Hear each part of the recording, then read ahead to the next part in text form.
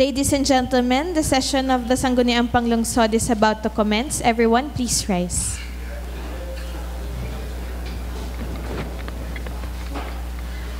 As the elected City Vice Mayor and the presiding officer, this 31st regular session is now called to order. Roll call, please. The members of the Sangguniang Panglungsod, Honorable Michael Gerard T. Morada, Honorable Galileo P. Angeles, Honorable Jennifer Spy-T. Toledo, Honorable Oscar M. Gozos II, Honorable Rio Fernicol H. Ronquillo, Honorable Venice D. Manalo, Honorable Miguel P. Lina III, Honorable Merlo P. Silva, always present. Honorable Avior R. Rocafort, Honorable Ralph Peter S. Umali, Honorable Aris D. Macala, Honorable Percival V. Lojo, Honorable Emmanuel T. Recto, Honorable John Paulo N. Macala, and the presiding officer, Honorable City Vice Mayor Camille Angeline M. Lopez. Always present. Do we have a quorum? We have a quorum. May I request the Honorable Avior Rocafort for the leading of the invocation and the singing of the national anthem. Po'y naka-orange. Kaya ako'y mamumutang.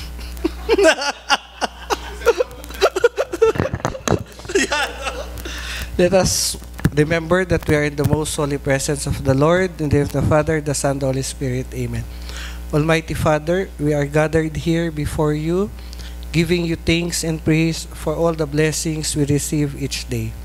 We are asking for the guidance of your Holy Spirit so that we may be able to do what is expected for us for your greater glory. Glory be to the Father, to the Son, and to the Holy Spirit. In the name of the Father, the Son, and the Holy Spirit. Amen.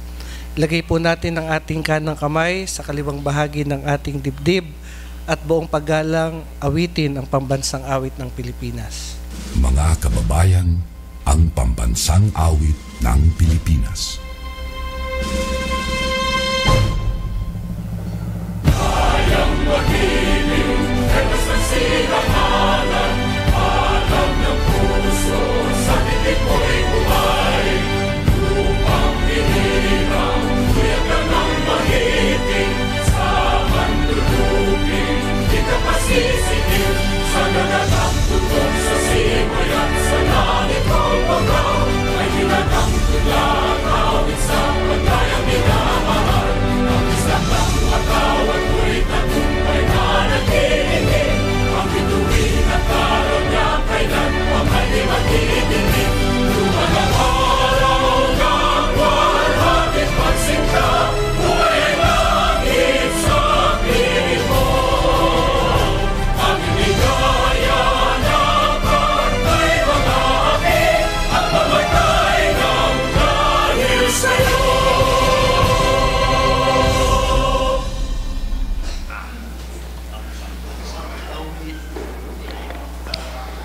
Good morning, everyone. Privilege, Honorable Avior Rocafort, you are recognized.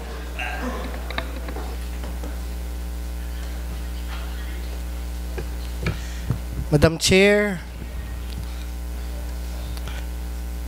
Attorney Gali, ang inyo pong kalaban sa 2025.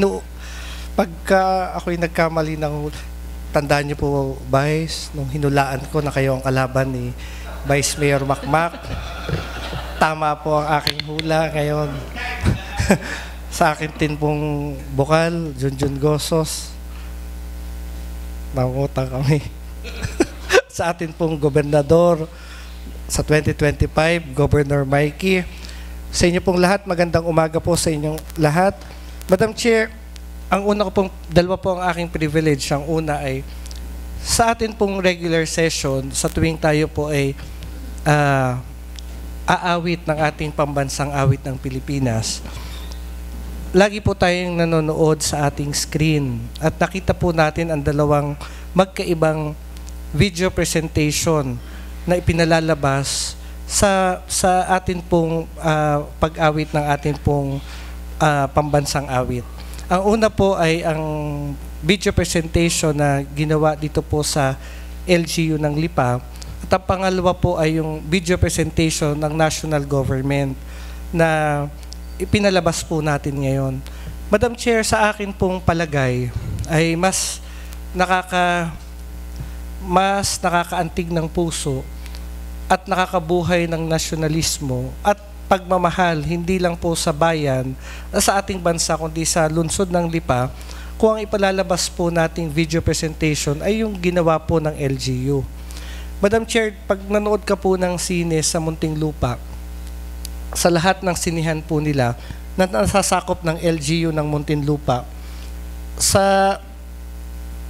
bago ang unang show na sila'y kumakanta ng Lupang Hinirang o Bayang Magiliw, ay ang ipinakikita po nilang video presentation ay yung ginawa ng LGU ng Muntinlupa.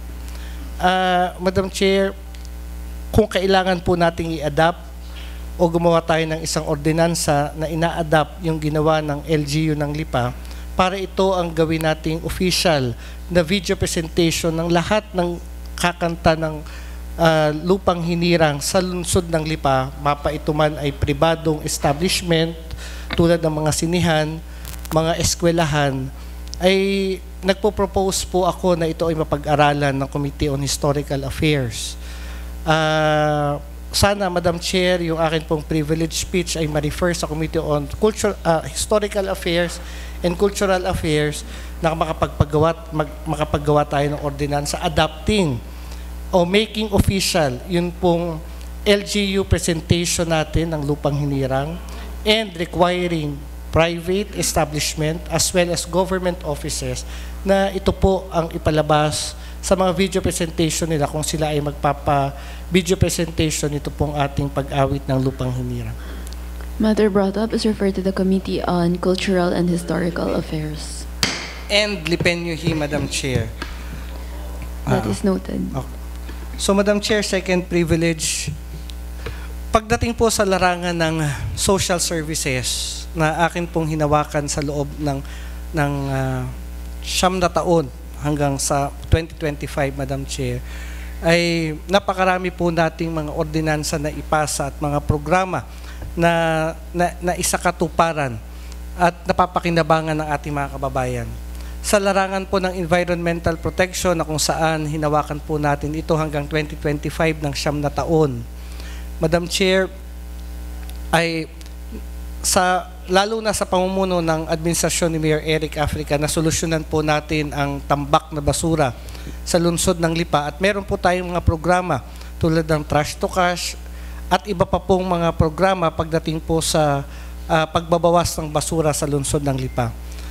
Pagdating po sa larangan ng budget and appropriation, sa loob po ng higit kumulang na 8 taon na pamamahala natin ito, lalo na po sa administrasyon ni Mayor Eric Africa, wala pa po tayong COA findings na natatanggap sa COA. Subalit sa larangan po ng traffic, Madam Chair, na hinawakan po natin, siguro bago matapos ang term ko ng 3 taon, nakakadismaya po na dito sa larangang ito, masasabi po natin na may pagkukulang pa rin o failure ang Committee on Traffic sapagkat wala po tayong nakikitang konkretong programa ng tanggapan ng SIPOS pagdating po sa traffic ng lungsod ng Lipa. Madam Chair, ang traffic po ba ay gagawin nating nakasanayan natin at hindi na tayo magrereklamo dahil alam po natin na traffic na talaga sa Lipa? O hindi pa po na-exhaust ng ahensya ng SIPOS ang lahat na dapat nilang gawin para hindi man po masolusyonan 100% ang traffic, ay mabawasan ang traffic na nararanasan ng ating mga kababayan dito sa Lipa.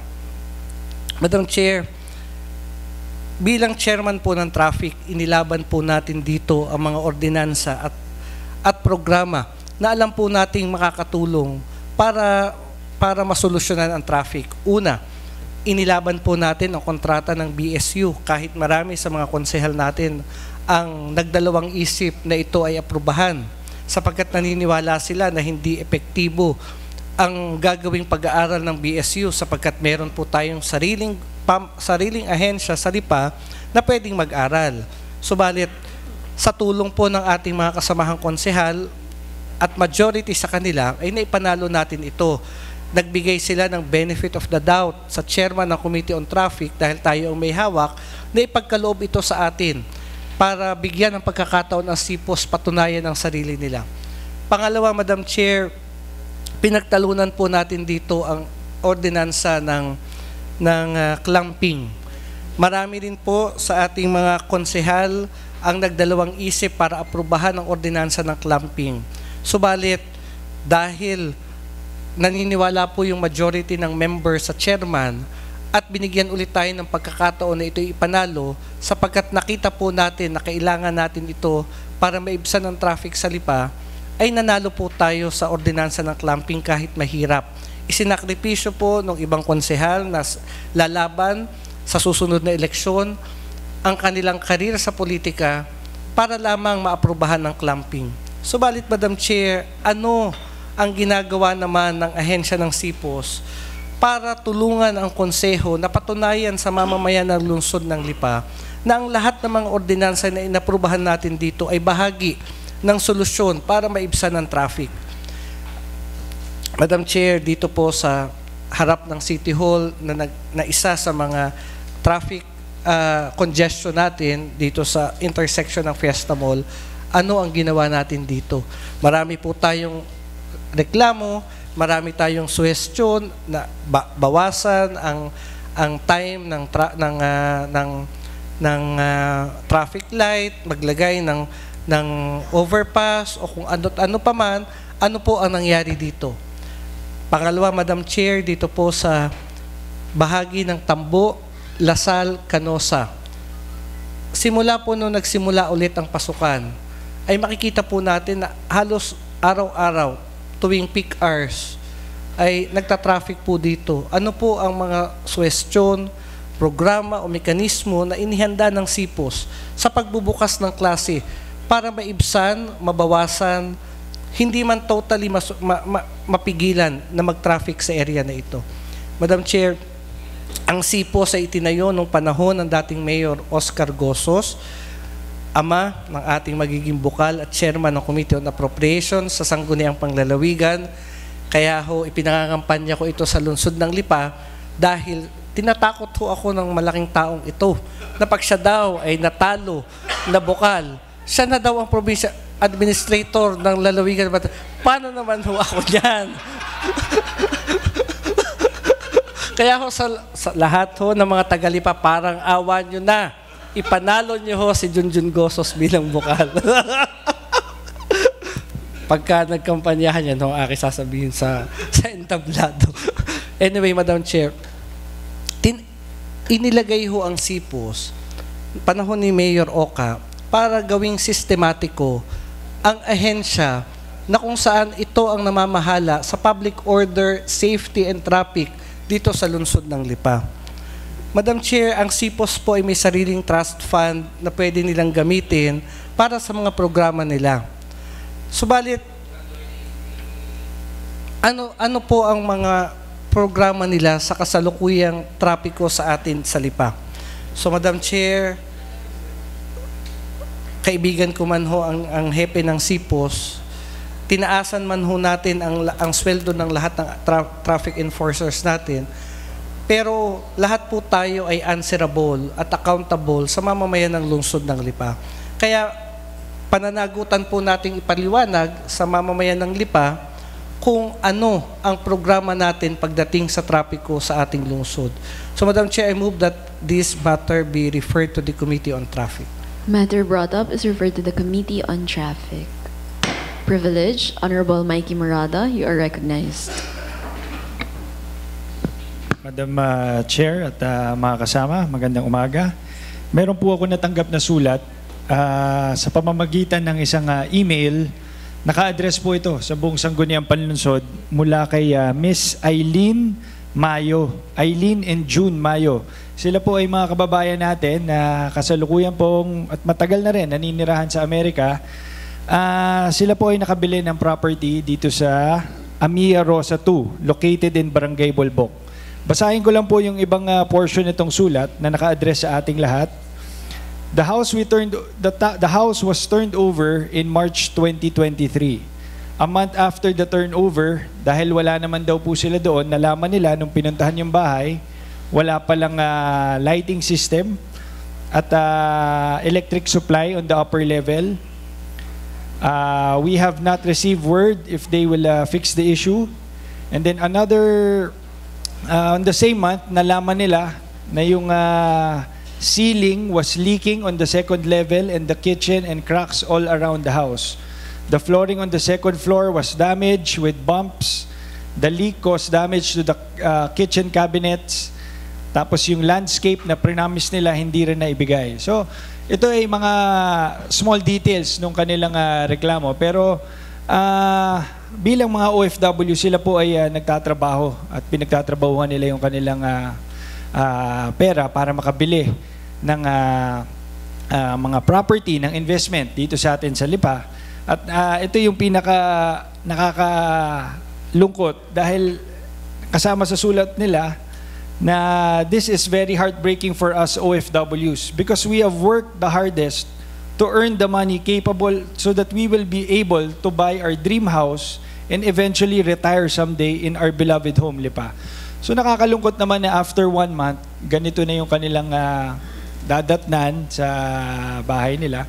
So Madam Chair, gusto ko lang po na ma-refer to sa tamang committee para ma-check dito sa developer kung ano ang pwede nilang gawin o paano nila pwedeng ayusin itong binili ng ating mga kababayan. Matter brought up is referred to the Committee on Land Use. Privilege. Comment. Attorney Gali Angeles, you are recognized. Thank you, Madam Chair. And I also share the opinion of Councilor Mikey Morada. And in addition to that, I respectfully also recommend for the committee that is going to hear the said issues. I think we should also study of the possibility of filing criminal case against a developer, like the case of Staffa, because I think the reason why the OFW bought the house are these promises, no? And then at the end, after receiving payment, parang these false representations of the developer has become evident na talagang wala naman talaga silang intention na gawin ito na maayos at ibigay yung kanilang mga binili ng kanilang mga kliyente. So, to the committee that's going to study this, please also consider filing criminal cases of Staffa, among others, against the developers and the agents who facilitated the sale. As well as, I would also like to also ask the committee if they could also consider revoking the business permit of these developers who have been abusing not only the Lipeños, but the worst of it, these are OFWs who have worked hard for these houses, and such other administrative and civil cases that can be filed. And my committee in good government is also open to assist if there are cases that they would want to file against these developers. Thank you, Madam Chair. Thank you, Attorney Gali. Okay, Honorable Mikey Morada, you are recognized. Pa-joint natin, Madam Chair, kung pwede yung Committee on Good Government and Trade para... And trade? And trade. Kasi business eh. Okay. Jointly referred as well to the Committee on Good Government and Trade and Industry. I want to add lang, Madam Chair, no, sa... Lead committee would be the Committee on Good Government. I want to add lang, no, Madam Chair, dun sa comment ni Attorney Gali. We, as much as we appreciate yung mga nag-i-invest na investors dito sa Lungsod Lanlipa, kailangan tayo rin, we have to be careful on approving yung mga development permits or kung ano man na mga permits and licenses na mga pumapasok dito na developer, especially yung mga malayo sa Lipa, yung mga hindi taga dito. Dahil marami na rin tayo na-encounter, lalo na nung meron tayong committee on real estate, na nagko-complain regarding sa pag na-turnover nila yung kanilang units, wala na rin sila masyadong makausap dahil yung iba nasa ibang lugar. So, yun lang. Just wanted to reiterate that at yung sinasabi ni Attorney Gali na mag-file tayo ng criminal charges or what. So, gawin natin yung kung kailangan. And reminder din sa atin na mas maging careful tayo sa pag-accept ng mga developers na pumapasok sa atin as much as we appreciate investments coming in dito sa lungsod ng Lipa. Thank you. Thank you, Honorable Mikey. Any other comments? Honorable Merlo Silva, you are recognized. Madam Chair, bakit ito kinakilay-repair sa good government? Second, siguro yung sinasabi ho na pailan ng kaso, siguro ang city government, tayo naman ay may komitiba dito, siguro pwede magawa tayo ng mga ordinansa na tingnan natin. Dahil ang alam ko ho, may tama hong ahensya na pwede hong pagpailan natin or pwede panagutan nito hong mga contractor, nito hong mga developer. Kaya nga ho, may mga HLURB, may mga, ano ngayon? Hindi na yata HLURB. Na siya hong pwede at may mga korte naman ho. Siguro ho, Madam Chair, ang sa atin ho dialaan dito in aid of legislation, ay tingnan, nang sa ganun ho, ay tayo makapagawa ng batas. Pero sa akin ho nakita, with due respect to the Honorable Mikey, wala akong kinalaman siguro dito ang good government. Siguro it's the chairman on housing, tama, kaya na ho niya yun.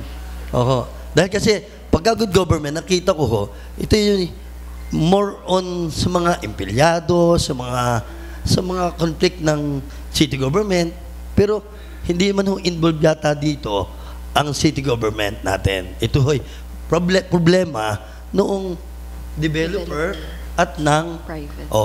At siguro advice natin na lahat nating mga babae na bibili, pagka pumalpak ang mga developer, i-demanda. Honorable Jujun Gosos, you are recognized. Madam Chair, comment lang po. Kaya naman po natin ipina-refer din sa Committee ng Good Government dahil kanina po ay nagsalita po si Attorney Gali na willing daw po siyang tumulong at pati po yung kanyang committee. So, kaya naman po pinakiusap po kay Council Mikey na pa-joint committee rin po ang Committee on Good Government. Yun lang naman po. Okay, thank you. Just for betterment. For the betterment. Any other privilege? Honorable Spy Toledo, you are recognized. Thank you, Madam Chair. Madam Chair, nung last week po, tayo po ay nakapag-ikot sa atin pong Claro M. Recto na school at nakausap po natin yung principal po doon na nalaman po niya na bilang tayo po ang committee chair ng PWD, nakapagkwento po siya, Madam Chair, na meron po tayong mga estudyante ng mga PWD pero umabot na po sila sa limit ng edad kung saan hindi na po sila pwedeng pumasok doon po sa kanila pong eskwelahan or sa kanila pong grade.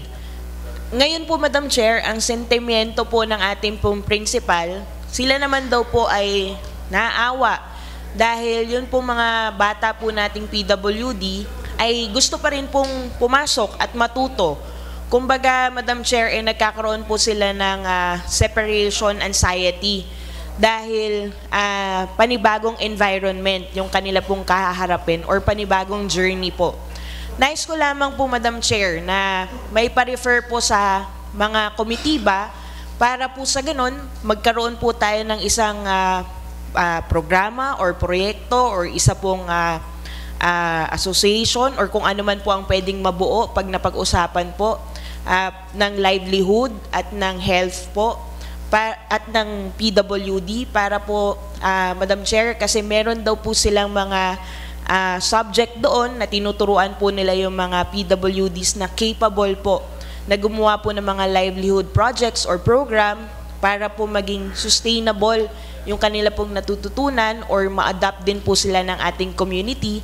For the health naman po, Madam Chair, ay nagre-request din po ang atin po mga PWDs po na kung sakali na meron po tayong mga experts pagdating po sa consultation or di kaya po ay monthly check-up para po malaman yung kanilang development or any matter po na tungkol po sa different disabilities po ng atin po mga kababayan na nasa sektor ng persons with disability, Madam Chair. So, nais ko lamang po na mapa-jointly refer sa 3 pong komitiba ang akin pong privilege, Madam Chair. Maraming salamat po.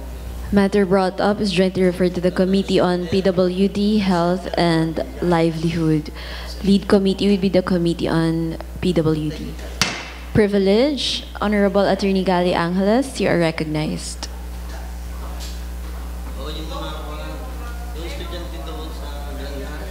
Thank you, Madam Chair. My privilege speech would be a simple concern. There are some confusions that had been encountered by our constituent.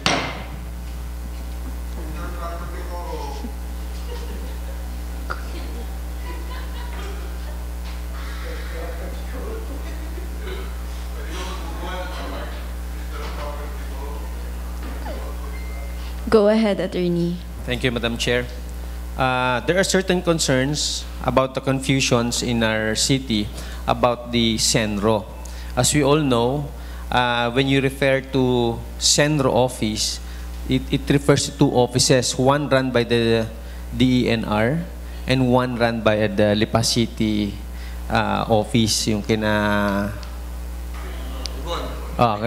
Rick Libon. May I respectfully propose that if we can rename our office run by Mr. Libon, Rick Libon, kung pwedeng gawin natin itong ano na lang, City Enro. Ha? Oh. I'm declaring a recess. I respectfully move that we can pass a resolution or an ordinance for the information dissemination that our former Senro office is now named as City Enro, or any resolution ordinance for that matter. O yun, di ganun na lang. Lipa City Environmental Office, something like that. Kasi narilito talaga yung Senro. And Senro belongs to the National Office of the DENR. So if we can devise or create another name na medyo iubahin na natin, siguro, so that we can avoid confusions. Honorable Avia Rocafort, you have any questions or comments?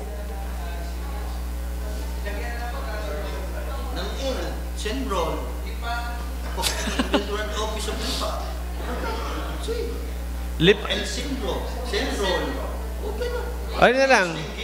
Kasi ang kanilang abbreviation para yung Senro eh. Para yung Senro. So pwedeng gawin natin ano? Lipa City. I'm declaring a recess. Okay. Matter brought up by Attorney Gali will be referred to the Committee on Good Government. Thank you, Madam Chair. Thank you. Privilege? No more privilege. Honorable Avia Rocafort, you are recognized. Madam Chair, honorable members of this august body, sa ating po mga panauhin na tagapakinig, magandang umaga po uli. Ang bubuksan ko po, Madam Chair, I would like to thank and acknowledge the Chairman of the Committee on Education, Consel Junjun Gosos, a board member Junjun Gosos. Ito ho siguro ang board member na magkakaroon tayo sa 2025 na magpapautang sa mga konsehal ng Lipa. Dahil hindi ho tayo makautang sa 2 board member ngayon, baka ito dito magsisimula. Kaya sa lahat ng mga kababayan natin at mga bisita sa labas, marami hong nakahandang ipon. Huwag na ho kayong pumunta sa akin. Dito na lang ho sa bukal natin, kay Bukal Junjun. Bukal paglabas. Anyway, Madam Chair, nagpapasalamat po tayo sa pag-aksyon ng Chairman ng Education doon po sa ating request na amyendahan ang charter ng KLL. And would also like to thank the college president for supporting our proposal. Ang pakiusap lang po natin sa kanila, at sa college president, wag ho agad maniniwala sa sabi-sabi ng mga nagsusumbong sa kanya na inuupakan natin ang college president. Hindi po tayo na may personal, Madam Chair. Tayo po ay trabaho lamang. Ngayon, Madam Chair, ang atin pong problema ay ang classrooms ng mga estudyante ng LIPA. Pero meron pong proposal sa committee hearing na hiramin po natin pansamantala ang mga public schools, high schools, na po pwedeng magamit ng atin pong mga mag-aaral ng KLL. Para po sa scheduling ng ating mga bata. Madam Chair, hindi naman po natin hinihiram ang mga classrooms ng DepEd permanently, pero temporarily, habang ang KLL po ay wala pang available classrooms at ongoing ang atin pong mga construction ng mga classrooms, ay baka sa magandang loob, tayo po ay mapapahiram ng DepEd. Madam Chair, nais ko pong ipaalala sa DepEd na nung sila ang nangangailangan ng tulong, ang lungsod ng LIPA po ay open arms at lampas pa sa 100% ang tulong at suportang ibinibigay ng Lipa City Government sa atin pong DepEd. Ngayon, ang Lipa City Government sa pamamagitan po ng kolehiyo ng lungsod ng Lipa ay humihingi ng tulong sa kanila pansamantala para po i-accommodate ang ilan po nating mga mag-aaral na wala pa na tatanggapin sa atin pong public college para po i-open ang ating public college sa lahat ng taga-Lipa, Madam Chair. So, Madam Chair, I move that this matter be referred to the Committee on Education. Matter brought up is referred to the Committee on Education. Privilege, Honorable Merla Silva. Madam Chair, good morning. You are recognized. Alam mo nyo, ang purpose po ng widening ay para ho sa mga motorista at gumanda ho ang daloy ng traffic sa lungsod ho ng Lipa. At ito ay matagal kong sinasabi na dapat ho siguro yung mga shoulder lane ay magkaroon ho talaga ng lane for tricycle, bicycle, motorcycle, and e-bike lane. Natupad ho yun nung ako ho ay nagpahinga ng 3 taon, natalo ako Vice Mayor. Pagdating ko dito ngayon, ay may ordinansa na daw ho inaprobahan. Madam Chair, noong isang umaga ho, ang inagising ng maaga, tinatid ko ang aking anak. Alam mo nyo, itong highway, ay pagdating ho ng mga alas 5, ay talaga hong nagtatraffic ho at nakakatakot ho sa mga motorista. Lalo na yun nung ganun mga oras, ito ay marami ho mga inaantok, ay nakahamba lang ho dito sa atin ng highway. Ang mga jeep, mga truck, na nagiging dahilan ho para ho, sa akin tingin, magkaroon ho ng mga aksidente. Kaya sa akin yung tingin, Madam Chair, it's about time na i-implementa ho natin yun yung ordinansa. Ay, implementa na. Atin nung i-request na i-implementa yun yung ordinansang ito. Ito yung makakatulong ho, hindi lamang ho sa daloy ng traffic ho, kundi ho sa aksidente. Kung inyong makikita, Madam Chair, siguro naman, pansin natin lahat. Ang tricycle, single na motorsiklo, Madam Chair, pagdating nyo ng highway o kahit sa kabayanan, Madam Chair, akala nyo sila na ang hari ng arsada. Hindi nyo malaman kung kakaliwa, kakanan, nasa gitna. Eh kung ito, yun yung ma-i-implementa ho, yun yung ordinansa ho tungkol sa paggamit ho ng shoulder lane. Ay ngayon ho, kasalukuyan ho na nagkaroon ho ng paglalagay ho ng linya ang DPWH. Siguro it's about time. Lagyan lamang nila ng salitang for tricycle, motorcycle, and e-bike lane. Sa akin tingin, ang mga tao ay susunod. Kaya, Madam Chair, siguro, ito yung atin hong i-alarma ang mga tao hong dapat ho magpatupad ng ordinansang ito. May refer sa tamang committee, ba't nasa ganun, Madam Chair? Ito yung i-alarma. Dahil ito yung malaki yung bagay sa mga motorista at sa atin mga kababayan sa lungsod ng Lipa. Matter brought up is referred to the Committee on Traffic. Privilege? None. We now proceed with the reading of the minutes of the preceding session and approval of the same. Honorable Attorney Gali Angeles, you are recognized.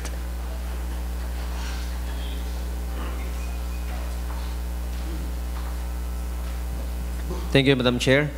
I respectfully move to dispense with the reading of the minutes and approval of the following. Minutes of the August 16, 2023 regular session and the minutes of the August 23, 2023 regular session. Any second? Seconded by Honorable Toledo, Manalo, Rocafort, Loho, Silva, Lina. Discussion, objection, hearing none, the motion is hereby approved. Thank you, Madam Chair. Thank you. Proposed ordinances and resolutions for second reading. Honorable Doc Loho, you are recognized. Good morning, Madam Chair. I would like to dispense the reading of Committee Report on Health 2023-010 and likewise requesting for the passage of a resolution granting authority to the City Mayor of Lipa to enter into a joint undertaking between the City Government of Lipa and Philippine Health Insurance Corporation relative to the project entitled Implementation of Transmission of Benefit Payment Notice via SMS, which enable the use of mobile platform technology for the provision of services such as notification of payment made by PhilHealth for their hospitalization at Hospital Nalipa for second reading. Any second? Seconded by Honorable Morada Umali Toledo. Lina, discussion, objection, hearing none, the motion is hereby approved for the second reading. Another one, Madam Chair. Hindi lang po nakasama sa agenda, but I would like to make an oral report regarding for a passage of a resolution granting authority for the City Mayor of Lipa, Honorable Mayor Eric Africa, to enter into a memorandum of agreement on behalf of the city government with the provincial government of Batangas relative to the transfer of the management, control, and operation of the Lipa City District Hospital for second reading. Any second? Seconded by Honorable Rocafort, Toledo, Angeles, Lina, Silva. Discussion, Honorable Rocafort, you are recognized.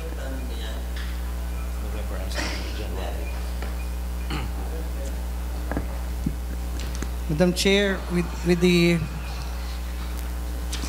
indulgence of the Chairman of the Committee on Health, I would like to make some clarification with regards to the contract to be entered into between the City Government of Lipa, represented by Mayor Eric Africa, and the Provincial Government of Batangas, represented by Governor Hermilando Mandanas.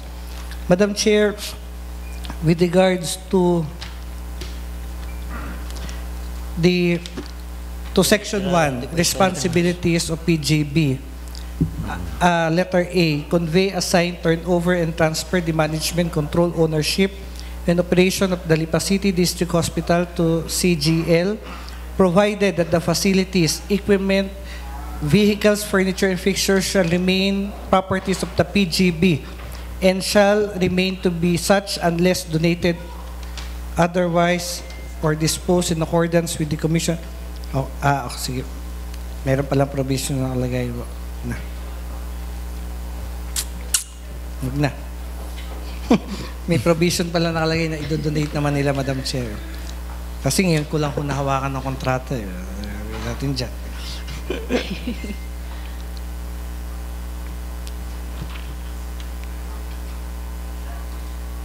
Hindi, meron pa. Ito. Madam Chair, according to dito po sa ating kontrata, may we know from Dr. Loho because nakalagay po dito na, saan gayon? Inabasa ako dun na yung mga pasyente na dadalhin sa district hospital. Yun po yung valuation na binigay po ng, actually mutually agreed by both parties na kasi po yung building ng Lipa City District Hospital remains to be a property of the provincial government of Batangas and also some of the equipments. So ito po ay ililist ng City Government of Lipa sa provincial government of Lipa. How much po? Bali, because Section 3, the use of the building facilities and equipment shall be on an annual lease. Yes po. How much po per annually? Actually, ang binigay, wala akong kopya ng isang MOA. Pero ang total amount of covering for a period of 5 years is 35,089,310.20. So for a period of 5 years, po parang lalabas po siya na 584,000 monthly. For 10 years. 5 years po yan. 5 years. So, ilang taon po ang ating 5 years po natin 5 years po, 5 years. So, after 5 years, totally pag-aari na po ng City Government of Lipa, even the building and hopefully the equipments. Pero yung equipments, nagawa na po ng inventory ang ating GSO at saka ang GSO ng probinsya. So may mga items po or may mga equipments na hindi natin tatanggapin and will be returned to the provincial government of Batangas. At may mga items din naman po na willing ang province na ipahiram po muna sa atin habang hindi pa tayo nakaka-purchase ng sa atin. so ano po ang reason behind the Section 3, the lease of the building, facilities, equipment, and other properties? What is the reason behind the Section 3 that we need to lease and to pay the provincial government more or less 35 million for 5 years before the provincial hospital be turned over to the city? And kung ito po ibabayaran natin sa provincial government, what would be the sources of fund na pagkukuhanan ng city government of Lipa through the district hospital? Now, I don't know kung ano itatawag po natin dyan because it would be the property of Lipa City. Where are we going to get the funds to be paid for this lease? And kung ito po ipapasok sa pondo ng Kapitolyo, saang account papasok sa pondo ng Kapitolyo yung sa rent po ang pasok nito eh. So, Doc, anong dahilan at kailangan natin magbayad?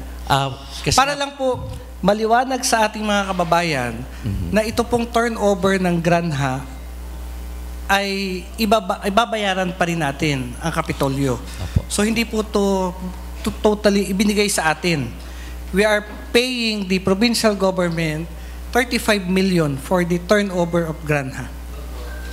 So yung ang reason po diyan, ang reason behind that is una po na, kasi yung land is the property of the city government of Lipa, which was donated by a certain Mr. Pedro Labindalawa. But the building and the developments therein, ang kinompute nila is the development na ginawa nila for the past 5 years, plus the equipments, yun po ang reason for the lease. Yung rental ng building and the equipments na gagamitin po. Sige po. So, it is not totally being donated to us because we are going to pay for 5 years. For 5 years. Yes po. Okay. Siguro po, wala na tayong magagawa. Ito po ang nakalagay sa kontrata. If we move for certain amendments of the contract, tatagal pa ito. So, para lang po alam ng tao natin. Kaya nga po, sa 2025, kung magkakaroon tayo ng gobernador na taga-Lipa, ay siguradong hindi na kailangang magbayad ng lungsod ng Lipa sa provincial government ng 35 million. Dahil yung 35 million ay magagamit pa natin sa napakaraming programa. Kaya po sa mamamayan ng lungsod ng Lipa na uhaw sa serbisyo ng lalawigan ng Batangas, suportahan po natin ang atin at sariling gobernador na si Governor Mikey Morada. Hopefully po in less than 5 years, pag-aari na po ng City Government of Lipa ang District Hospital. Hindi na po natin paabutin ng 5 years dahil 2025 po ay eleksyon na ng gobernador at sa 2024, next year, ay filing na ng Certificate of Candidacy. Doc, wala. Ito po hindi ko nakokontrahin, Vice. Okay at susunod na Mayor.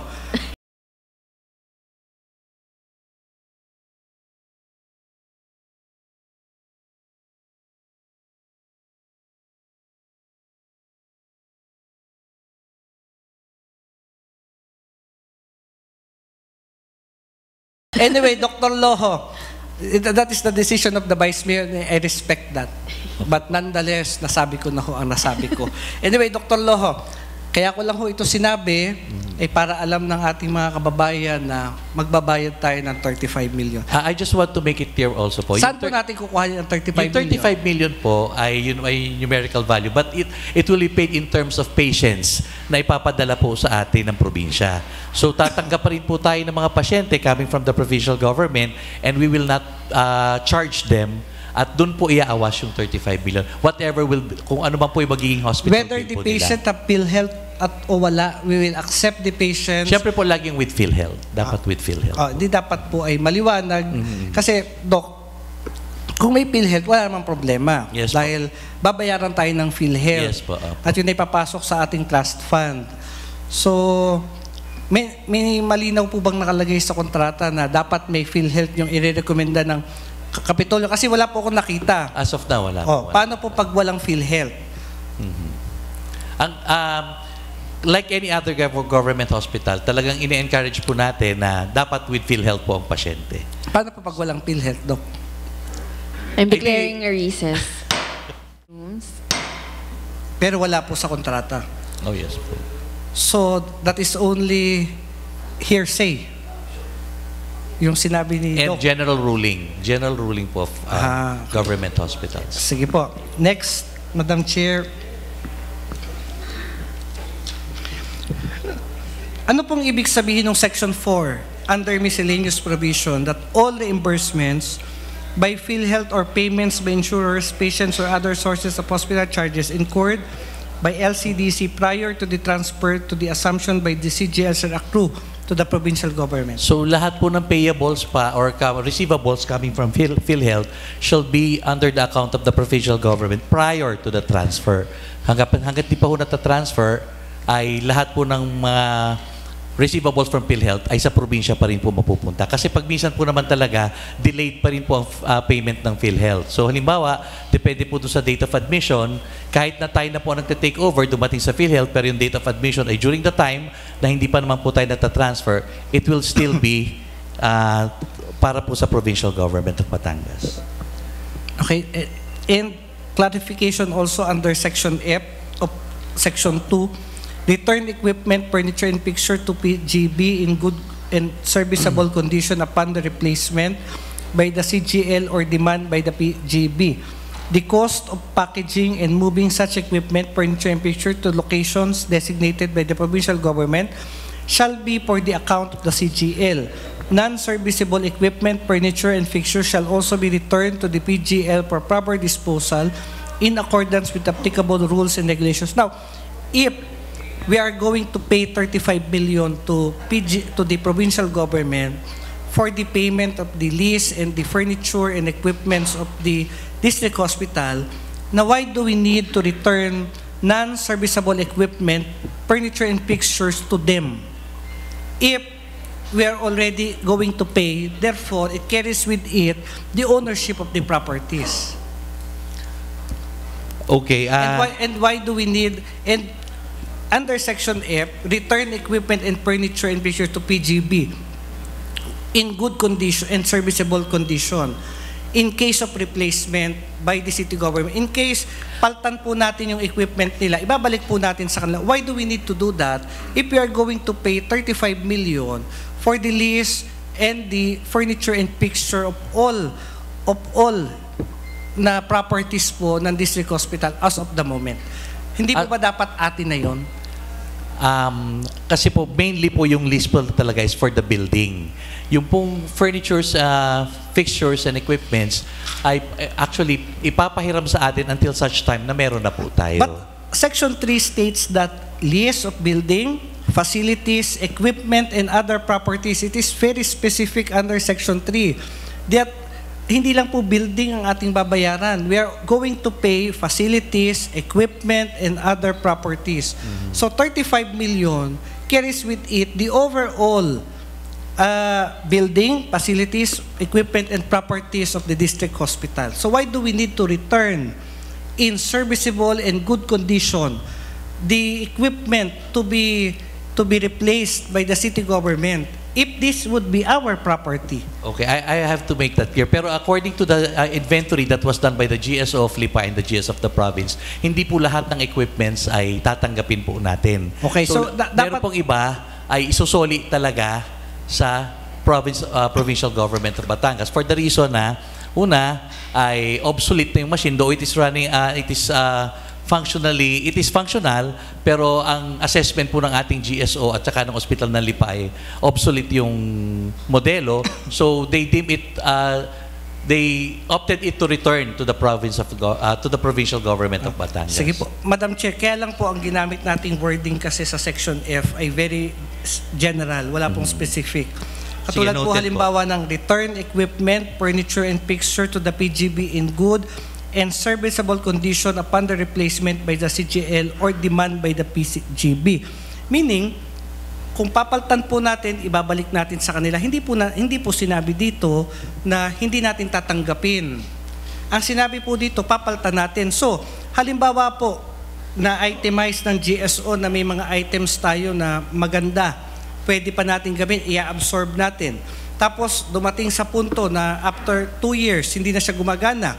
Gusto natin paltan. Covered po ba yun ng Section F na dapat ibalik natin? Ito po'y kasama na sa binabayaran natin. Pangalawa, Madam Chair, nakalagay din po dito na or demand by the PGB. So, pag sinabi ng provincial government, balik nyo sa amin yan, wala tayong choice kundi ibalik yan sa kanila because under Section F of the contract, ibabalik po natin sa kanila. So yun po yung naintindihan ko sa provisions ng letter F, Madam Chair. So medyo very powerful po ang provincial government pagdating din sa Section F. Ganon din. Yan. Ito ka po'y sinong kasi tinan niyo naman na nakalagay. Wala man lang pagpipilian, wala man lang tayong choice. Pag sinabi ng Kapitolyo, balik nyo sa amin yan. Kaya huwag tayong magpa-hostage sa Kapitolyo. Kung aprobahan natin ito para mabago ang kontrata, kailangan natin ng bagong gobernador. Yeah. Si Mikey Morada. Yeah. Doc, yun ho, paano natin aanohin yan, aayusin? I-ano ko na lang po ito with the City Legal Office kasi sila naman po talaga ang together with the provincial Pwede naman government. ma-retain to. Kaya lang sana, naglagay sila ng mga provisions na may karapatan ang city government na tanggihan yung ibang properties at ibalik sa kanila kasi hindi natin kailangan. Number 1. Number 2, yung mga equipment na inventory natin, na iti-take over natin, nagamit natin for 1, 2 years, at gusto nating paltan, atin na yun. Kasi binabayaran natin yun. At covered yun ng 35 million for 5 years na binabayaran natin sa Kapitolyo. Hindi na natin kailangang ibalik yun sa kanila. Nasa property, sa pag-aari na ng City Government of Lipa yun. The payment of shall be made through the acceptance of the patients that will be referred to the Lipa City District Hospital and subject to the determination of both parties. Saan po yan, Doc? Dito sa Section 3, sa list of building. The payment of the CGL, ito iba naman. The payment, ito sa pasyente naman, Doc, ang second Actually, paragraph. ito po yung 35 million through patients. Through patients po yan. Oh, So pero, we will be accepting patients from them. Yes, Doc. For 5 years. But that is still a payment.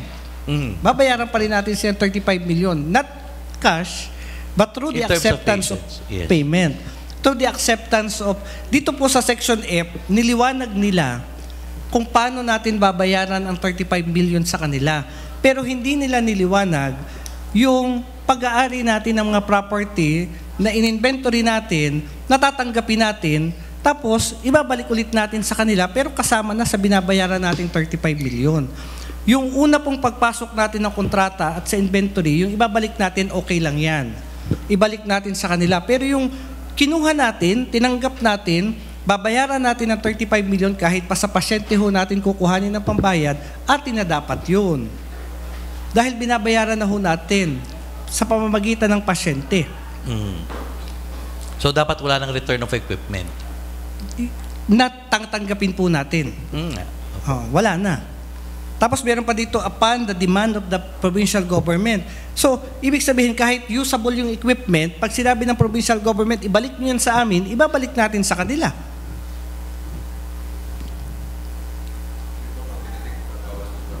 Hindi. Wala rin nakalagay. Honorable Merlo Silva, you are recognized. Good morning, Doc. Doc, ang hinihingi lang ng mayor dito, authority. Authority po. Authority of the mayor to memorandum. sign it.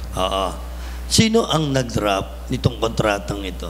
Ang ating pong City Legal Office together with a group of lawyers din po ng Provincial Government of Bataan. Parang hindi nga pabor sa atin. Padalwa, alam natin na ito ay donasyon sa LIPA ng isang Pedro 12. Yung lote po, yung lote. Kausap ko si Maynard, yung anak, ay pagka yung tungkol diyan, ay nagbo-voice out sila. Nahinggan natin kung anong concern ng mga 12, bagamat ito ay atin na. Doon yata may mga certain provision yung pagbibigay noon. Tingnan din natin. Patatlo, siguro, Madam Chair, bigyan natin ng authority ang mayor to enter into memorandum of agreement with the provincial government subject for ratification of the contract entered into by the city government with the provincial government. O pa sa ganun, masala natin dahil tama si Councilor Labior, tayo na gumawa, hindi pa pabor sa atin. Diga? Siguro, aprobahan natin yung pagbibigay kay Mayor ng authority, but not the, we will not approve the contract, at ayusin ang kontrata at i-ratify natin. Okay po. Okay? Thank you.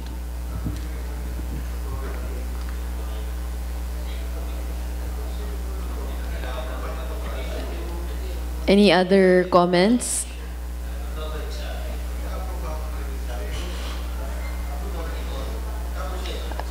Honorable Avio Rocafort, you are recognized.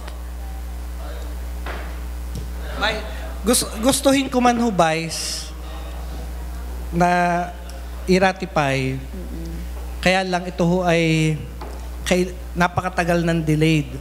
At nai-announce na rin po ng ating mayor sa kanyang mga public sorties at kahit sa kanyang FB page na iti-take over natin ang district hospital, whatever the cost.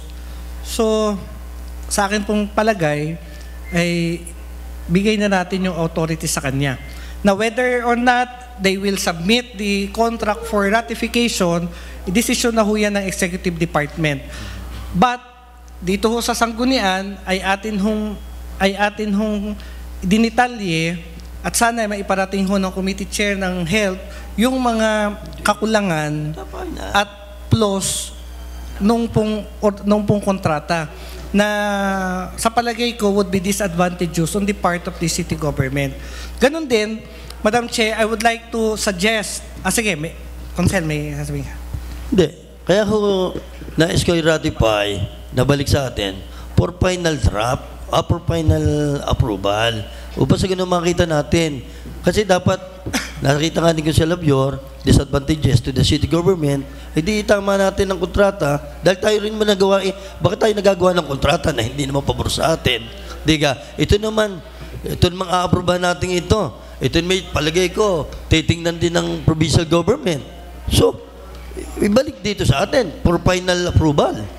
Madam Chair. Oo. Dahil kasi kung a-aprobahan natin ito, hindi naman pabor sa atin, para tayong kumuha ng batong ipinukpok natin sa ating mga ulo. At ibig sabihin, bakit natin iprobahan? Hindi naman pala advantageous sa city government. So, to make it advantageous to the city government, tingnan natin yung final draft. Lalo na yung sinasabi mo kanina.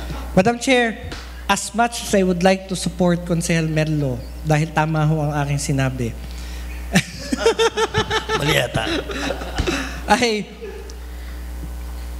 This request, sabi nga ho ni Dr. Loho kanina, this was not part of the committee report, but this was requested by the mayor to be considered as urgent so that the procedure para po doon sa mga kailangan pa nilang ayusing dokumento ay magsimula na for the turnover of Granham. So para po next year, nasa atin na ang full turnover ng Granham, and napakatagal na rin pong delayed itong atin pong turnover na ito. Ay as much as I would like to support Consel Merlo for the ratification, I would leave the discretion and the wisdom to the executive department, especially to the city mayor, to submit the contract for ratification if they want the contract to be ratified. But as of the moment, Madam Chair, I have made my point. I have state my proposals and my manifestation. It is up to the chairman of the Committee on Health and the City Legal Office and to the executive department to study my proposal and to include that as part of the final MOA, the revised MOA na pipirmahan po ng atin pong mayor. Katulad po ng sinabi ko, Vice Mayor, isang taon at kalahati na lang ho, mapapalta na ang gobernador at magiging atin na. So palagay ko ay mas maaayos po natin ito sa awa ng Diyos. I would still support the urgency of the request for it to be considered as approved, Madam Chair. Wala ho tayong problema sa pag-approve, pagbibigay ng authority. For the passage of a resolution, granting authority to the city mayor to enter into a memorandum of agreement. Ang ibig lang sabihin, Madam Chair, itong kontrata, i-ratify natin para sa ganon. Alam natin yung final na I'm declaring a recess lang po. Gagawa rin lang. Resumes. The recommendation natin na ibalik sa gano'n for final ratification. Wala, ano masama sa atin kung pag-aralan natin ang final agreement na yan para alam natin. Ano ang timeline na yan?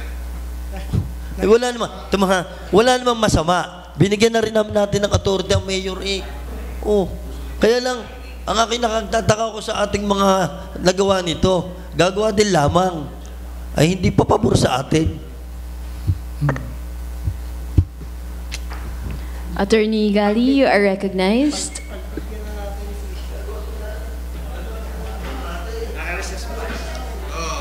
Resume na. Naka-resume na. Naka-resume tayo. Na po. Okay. Thank you. And I've listened to the different points of the protagonist. Siguro, what we can consider now is just to make two decisions.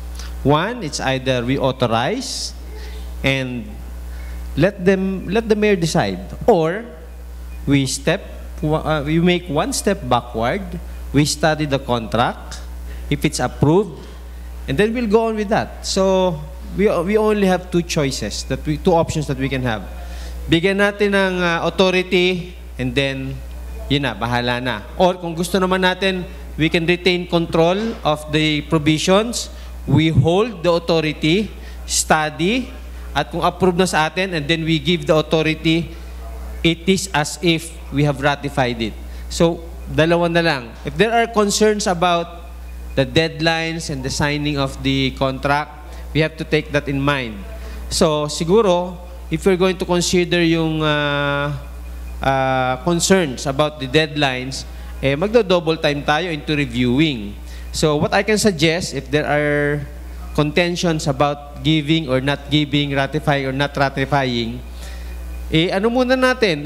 Hold muna natin on the next meeting, bigyan na natin ng authority together with the waiver of ratifying that contract as long as nabasa na natin yung kontrata at nandun na rin yung ating mga proposals. Kasi, kung bibigyan natin authority, then we will ratify, babalik na naman. Let's do it once na lang. Let's do our homework and let's decide at the end of the, if you need to decide today, dalawa lang pag-usapan natin. It's either we give the full authority regardless of the ratification, or we hold the authority and let's review first the contract. Para lang matapos itong issue na to. That's, yun lang po yung position ko on that issues. Thank you. Madam Chair, kung talagang pinagmamadali at tayo matapos na dito, let us call the attention of the one who dropped this agreement. Para sa ganun, tanungin natin, dahil yung concern ni Consel Abior, dapat tama hindi pabor sa atin. Ba't natin na-aprobahan ang hindi naman pabor sa atin? Diga? So, let us go, atin tawagin kung sino man na nagawa. Then, are we going to propose our amendments today? Para kung amenable sila doon sa sinasabi ni Consel Abior, edi i-jot down kung ano, then in principle we will approve that. Ang akin lang ang natatakot ay baka ito pa rin ang ipadala, ito pa rin ang permahan ng kontrata ng mayor, ay bakit naman natin isusubo ang pamahalaan ng lungsod ng Lipa, ang ating mayor, sa isang kontratang hindi pabor sa ating mga kababayan sa lungsod ng Lipa?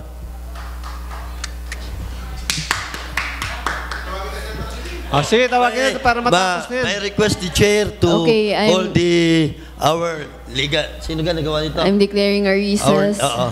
Session resumes. Honorable Dr. Percival Loho, you are recognized. Madam Chair, I just talked to our City Legal Officer, Attorney Willie Rivera, at try pa rin daw niya kasi nasa meeting lang siya outside. Pero he has talked to the provincial government lawyers also, and they are willing to omit or delete the provision on Section 2, letter F. The return equipment, furniture, and fixtures to the PGB in good and serviceable condition upon their replacement by the City Government of Lipa or demand by the Provincial Government of Batangas. The cost of packing and moving such equipment, furnitures, and fixtures to locations designated by the Provincial Government shall be for the account of the CGL. Likewise, non-serviceable equipments, furnitures, and fixtures shall also be returned to the Provincial Government of Batangas for proper disposal in accordance with applicable rules and regulations. Ito po ang provision na nag-agree na rin po ang Provincial Government of Batangas na i-delete na rin po yun. Okay na po. Honorable Merlo Silva, you are recognized. I would like to ask the good lawyer, Atty. Gali, legal opinion. Pagka ang isa gahong tao or ahensya nagbigay or nagbenta ng property, yung gahong istruktura or yung development, kasama gaho ayon. Baka hindi maligaw. Thank you. So, dalawa yan. Meron tayong immovable property and movable. So, sometimes the improvements erected on a certain, on a parcel of land, these are immovable improvements. But mapapansin nyo dalawang tax deck. So, a land can be owned by one person and the improvement can be owned by another person. So, kung ang question po ay pag binili po ba yung lupa kasama na yung binigay or pag binili po ba o ibinigay o pinagkaloob o inilipat ang pag-aari ng lupa, kasama po ba yung mga na-improvement doon? Hindi po. Pero pag wala pong impormasyon kung kanino talaga yon, halimbawa walang tax deck, it is presumed that the improvements is owned by the person who owns the land. However, kung yung pong building ay may tax deck at nakapangalan sa ibang tao, hindi ho po pwedeng sabihin na pag binili o pinamigay ang lupa ay kasama pong improvement. Ano naman po ang remedyo nung may-ari ng lupa at ano naman po ang obligasyon ng may-ari ng building? Pwede pong singilin ng may-ari ng lupa ng upa yung may building, o kaya naman may option na ipagiba ng may-ari ng lupa ang building kung ito hindi magbabayad ng renta. Ganon. So, hindi po automatic. Madam Chair,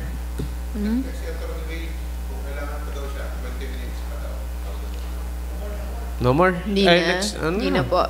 Hindi na. So, ibig sabihin, tama lamang na maningil ang provincial government doon sa nilagay nilang improvement. Sa tingin ko, kasi kanila yun eh. Kanila yun eh. So, ang pwede lang, kung atin ang lupa at gagamitin na natin, we can demand the use of that lot. Pero ang property ngayon ay donasyon. Even Kanino? Sa Lipa City? Di ko alam. You have to know. Kung Lipa City o sa probinsya. Ang alam ko noon, palagay ko, yun nga sinasabi ko according to Maynard Labindalwa, pag yun daw ay, during the time na ito ay kukunin at ibebenta, sila daw ay magrereklamo. Dahil nakalagay daw yata sa donation nila na ito ay para sa city government of Lipa. Yun ang sabi niya. Kaya nga, ako'y nagtatanong kung ano ang...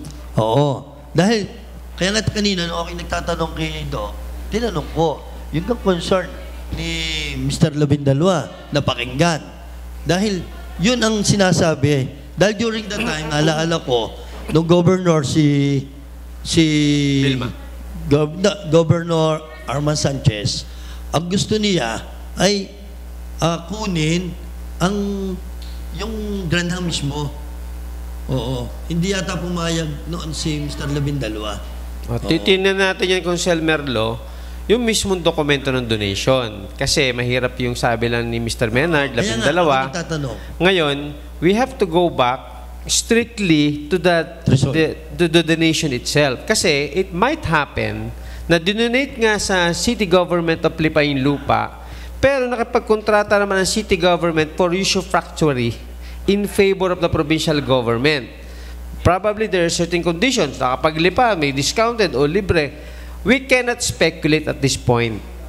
So, ibig sabihin, kung sa city government, pwedeng hindi natin bayaran. Dahil pinahiram lang natin. Hindi natin pwedeng sabihin, hindi natin tayo pwedeng mag-conclude ngayon kung hindi natin hawak ang dokumento. So, lahat po ng karapatan at anong mga sunod mangyayari, magdidepende po dun sa dokumento ng lupa, ng pag-donate, at anong karapatang ibinigay ng Lipa sa provincial government para gamitin ang lupa natin. So, kung hindi natin makukunklude nga at walang document paano natin aaprubahan ng ordinansang ang agreement na yan, yung mawang yan, na nakasaad pa rin doon yung 25 million. 35 million. 25 million, 35. Yung sinasabi ni Doc na babayaran doon sa 35 million. Precisely the point. That is one part of the contract that still has to be cleared. Kasi, katulad niyan, yung issue na binrota mo, ano ba talaga ang karapatan ng Lipa dyan? Bakit nandiyan ang probinsya? We have to study the documents involved in such structures and arrangement prior to the erection of the improvements. So tama po kayo kung Sel Merlo, talagang doon malabo kung hindi natin nakita ano ang hangganan ng karapatan ng bawat isa. Ang hirap maggawa ng mga kondisyon na hindi natin alam ang pundasyon ng ating gagawang kondisyon. But still, I got your point and you have a point on that. Paano gagawin ngayon natin sa mawang iyan? Thank you sa pinakamagaling na abogado na sanggunian. Pinakamagaling na abogado. Hindi ako nagsabi. Siguro, Madam Chair, habang tayo nag-iintay, ang makakasagot lang siguro niyan, si Attorney Will, para matapos na ang issue. Para aprobahan natin kung talagang tayo ay may karapatan sa 25 million at 35 million na babayaran, why not? Kung atin pala yan, bakit tayo magbabayad ng ating property? Wait, hold on lang po, hold on. So, I'm declaring a recess. Okay, session resumes.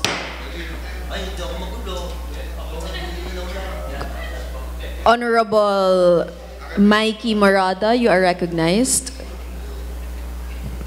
Madam Chairwoman, this is regarding committee report on trade 2023-001. Ito po ay authority lang sa ating City Mayor, Mayor Eric V. Africa, to enter into a memorandum of agreement with the Department of Trade and Industry to establish a Go Negosyo center dito po sa atin para magbigay ng assistance yung mga small and micro and medium enterprises natin dito sa lungsod ng Lipa. Madam Chair, I would like to move that we pass a resolution authorizing the city mayor to enter into a MOA with the Department of Trade and Industry for the establishment of the Go Negosyo Center in the city of Lipa for second reading. Approve ba or adopt? For second reading po. Approval for second reading. Move to adopt the committee report. Any second? Seconded by Honorable Macala. Angeles. Discussion. Objection. Hearing none. The motion is hereby approved for the second reading. Honorable Attorney Gali Angeles, you are recognized.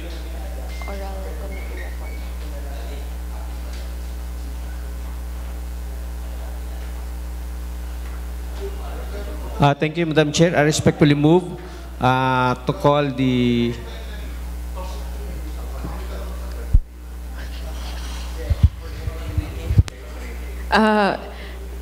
Excuse me lang po. Makinig po tayo kay Attorney Gali. Maraming salamat. Thank you, Madam Chair.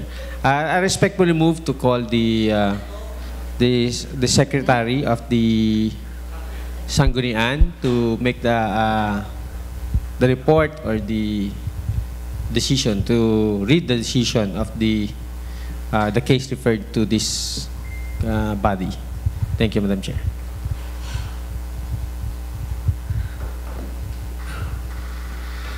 The decision of the Sangguniang Panlungsod regarding administrative case number 01-2022 entitled Teresita Makasaet versus Kagawad Marlon Mamiit of Barangay Banay-Banay, Lipa City.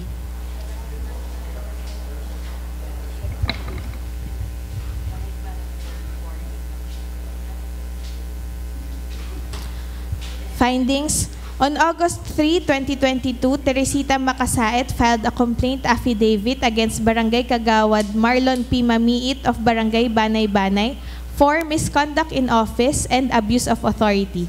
Said complaint was docketed as administrative case number 01-2022, Teresita Makasaet versus Kagawad Marlon P. Mamiit of Barangay Banay-Banay, Lipa City. The complaint alleged that respondent Marlon P. Mamiit, in conspiracy with certain Janelle P. Baet and attorney Virgilio I. Makasaet Jr., have caused the issuance of a certification dated September 28, 2021, or Exhibit B, pertinent portion of which read as follows. That the spouses Ismael Makasaet and Teresita A. Makasaet have constructed and have been operating a construction supply business in the premises of their residence, called Argem Enterprises, thus making it appear that the former business of complainant Argem Enterprises is operating in the residential lot at Purok 1, Banay-Banay, Lipa City up until the present, while in truth, it has been closed for more than 20 years already. Complainant alleged that respondent is administratively guilty under Section 60 of the 1991 Local Government Code, subparagraph C and E, when he personally accessed the old records of the complainant's business that led to the issuance of the certification. Through a Sir Rejoinder Affidavit, or Exhibit I, complainant reiterated the administrative liability of the respondent, alleging the fact that the certification dated September 28, 2021, or Exhibit B, was rectified only confirms that the said document contained untruthful statements about Argem Enterprises. On August 26, 2022, Barangay Kagawad Marlon P. Mamiit filed his counter affidavit. He admitted the issuance of Exhibit B, or the certification dated September 28, 2021, upon request of the Office of Makasaet, Antique, Garalza, and Associates Law Office, that was to be used as an evidence in a complaint for legal redemption. Respondent furthermore alleged that another certification dated January 26, 2022, or Exhibit 4, was issued that rectified certification dated September 28, 2021, or Exhibit B, pertinent portion of which read as follows. Letter A, spouses Ismael and Teresita A. Makasaet have two adjacent lots in the place. I saw a cornerstone between the two lots at the eastern side of the lots and the duhat tree near the western end of division where there is concrete wall.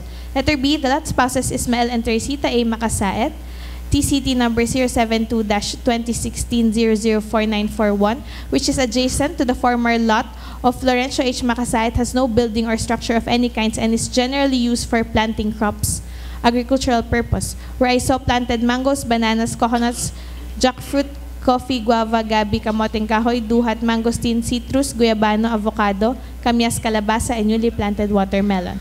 Letter C, the other lots of spouses Ismael and Teresita A. Makasait, TCT number 072-2016-004942, is where I saw their house is erected, and west of their house and near it has no more existing store for construction materials and supplies, as it appears that it is demolished. Letter D, from what I saw, there are no stocks of construction supplies and materials, and there's no equipment and sign of production of construction supplies and materials in the two lots. Through a rejoinder affidavit dated September 28, 2022, or Exhibit 6, Respondent Mamiit denied that he did not unlawfully breach and access the records of the complainant. Additional allegations were made by both complainant and respondent about violations of Republic Act number 10173 or the Data Privacy Act of 2012, to which the body will not take cognizance for lack of jurisdiction. Efforts to reconcile the differences of the parties were exerted. Several meetings were held on September 7, 2022, September 14, 2022, September 21, 2022, and September 28, 2022 between the complainant, Mrs. Teresita A. Makasait, and respondent, Barangay Kagawad Marlon P. Mamiit, to reconcile their differences but to no avail. On October 18, 2022, a preliminary conference was conducted. On November 2, 2022, Teresita A. Makasait submitted her pre-trial brief, while respondent Marlon P. Mamiit submitted his pre-trial brief on January 14, 2023. The only issue to be resolved by this body is whether or not respondent Barangay Kagawad Marlon P. Mamiit is administratively liable for misconduct in office and abuse of authority. The complainant admitted the following. Letter A, the existence of a certification issued on September 28, 2021 by Honorable Danilo R. Silva, Chairman of Barangay Banay-Banay. Letter B, a second certificate was issued on January 26, 2022 by Honorable Danilo R. Silva, Chairman of Barangay Banay-Banay. And letter C, Respondent Mamiit was charged at the prosecution for violation of the Data Privacy Act of 2012, together with Henel Baet and Attorney Virgilio I. Makasait Jr. Letter D, a complaint filed before the Office of the City Prosecutor in Lipa, which was dismissed by the latter. Respondent admitted the following. Letter A, a complaint filed before the Office of the City Prosecutor in Lipa City involving the same facts against the respondent was dismissed for insufficiency of evidence. The parties admitted the following. Letter A, the respondent Marlon P. Mamiit is an incumbent kagawad of Barangay Banay-Banay, Lipa City. Letter B, Honorable Danilo R. Silva, Chairman of Barangay Banay-Banay, Lipa City, after having been elected on September 28, 2018. Letter C, the existence of a certification issued on September 28, 2021 by Honorable Danilo R. Silva, Chairman of Barangay Banay-Banay. Letter D, a second certificate issued on January 26, 2022 by Honorable Danilo R. Silva, Chairman of Barangay Banay-Banay. And letter E, Serena Don S. Hidalgo is the Barangay Secretary of Banay-Banay, Lipa City, up to her appointment immediately after Honorable Danilo R. Silva assumed his office as Punong Barangay after his election in 2018. On November 22, 2022, Teresita A. Makasait testified that she filed the instant complaint because Respondent Marlon P. Mamiit, acting in conspiracy with Henel P. Baet and Attorney Virgilio I. Makasait Jr., illegally accessed the old records of the complainant's business, RGM Enterprises, in the barangay hall without their consent. That led to the production of a certification, or Exhibit B, which contains untruthful statements by making it appear that the said business is still operating as of September 28, 2021. Complainant testified that from the information she gathered, Respondent Marlon P. Mamiit, together with other persons, were the ones responsible for the production of the same, to which Respondent Marlon P. Mamiit allegedly did not deny. Likewise, she also testified that Punong Barangay Danilo R. Silva conducted an ocular inspection on January 20, 2022 at the subject place that led to the issuance of a certification dated January 26, 2022, or Exhibit E, duly signed by Barangay Captain Danilo R. Silva.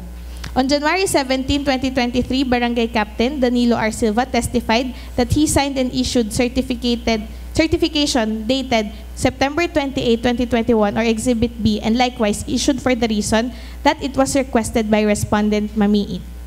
Pertinent portions of the judicial affidavit read as follows. Question number 17. Bakit nakalagay sa iyong September 28, 2021 certification na nag-ooperate pa rin ang RGM Enterprises? Answer number 17. Inusap po sa akin ni Kagawad Marlon P. Mamiit na pirmahan ang unang sertifikasyon na may petsang September 28, 2021 at akala ko po ay si Kapitana Tessie Makasait ang nanghingi at ang nakuha ay tauhan ni Attorney J.R. Makasait na si Jenel Baet.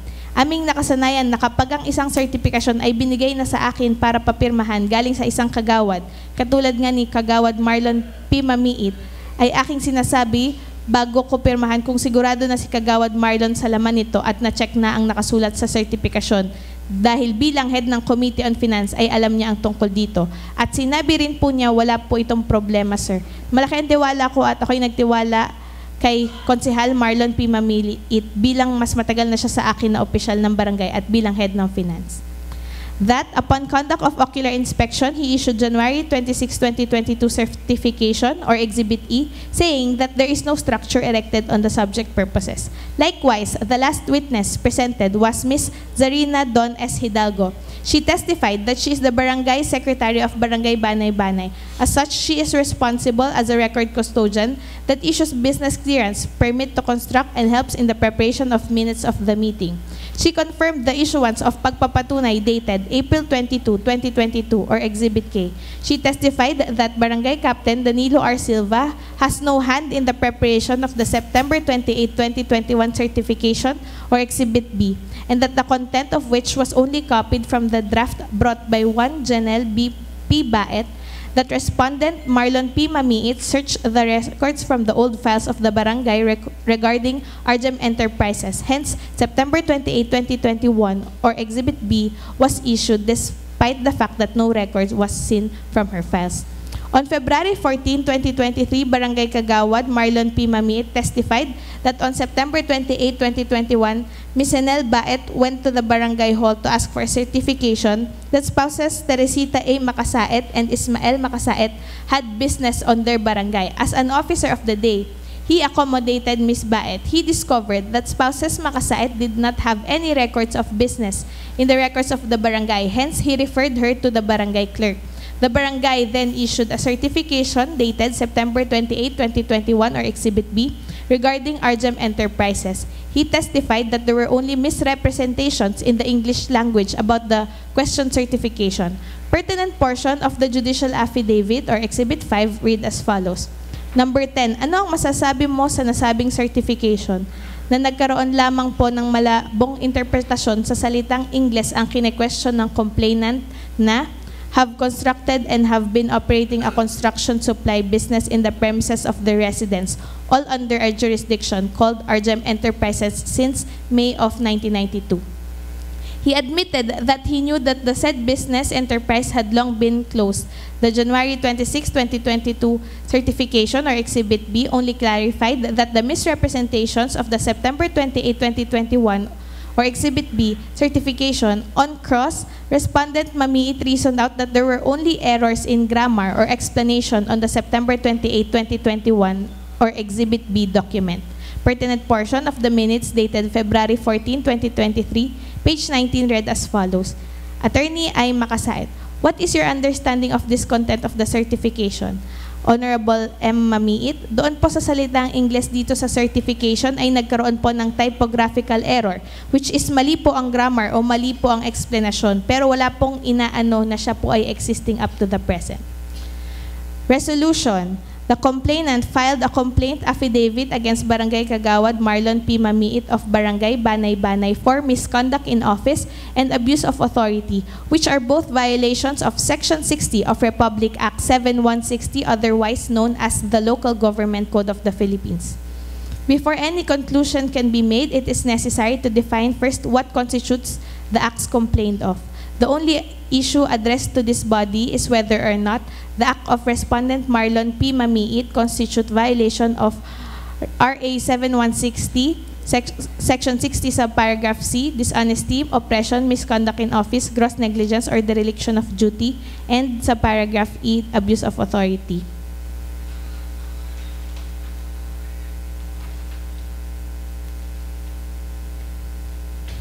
Decision.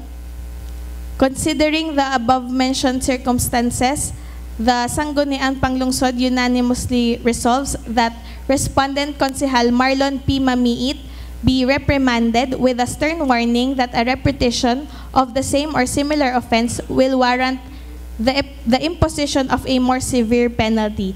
Signed, Honorable Morada, Angeles, Toledo, Ronquillo, Manalo, Lina III, Silva, Umali, Aris Macala, Loho, Recto, John Paulo, and Macala, with Councilors Gozos II and Rocafort inhibiting themselves.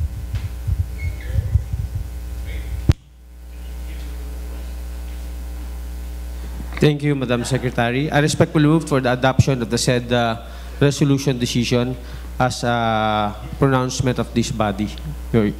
Any second? Seconded by Honorable Umali. Silva. Discussion.